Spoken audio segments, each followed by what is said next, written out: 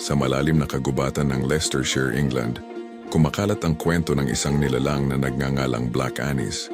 Sinasabing isa siyang matandang mangkukulam na may asul na balat, mahahabang kuko at matalim na mga ngipin na parang pangil ng hayop.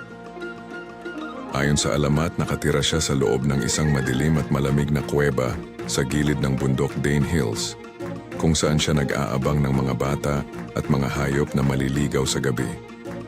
Kinakatakutan siya dahil sa kanyang ugali na magnakaw ng mga bata, pinapatay at sinasabing ginagawang kurtina ang kanilang mga balat sa loob ng kanyang kuweba.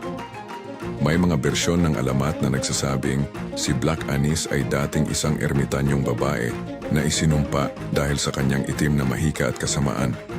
Ang ilan naman ay naniniwala na ang kwento niya ay nag-ugat sa mga sinaunang ritual at paniniwala ng mga Celts na may mga diyosang nagbabantay ng kagubatan at nagbabala sa mga tao.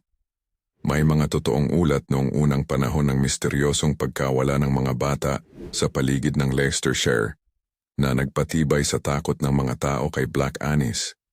Sa kabila ng paglipas ng panahon, bumabalot pa rin ng kilabot at hiwaga ang kanyang alamat sa mga taga-England, na patuloy na pinapaalala ang panganib ng kagubatan at ang mga nilalang na maaaring magtago rito.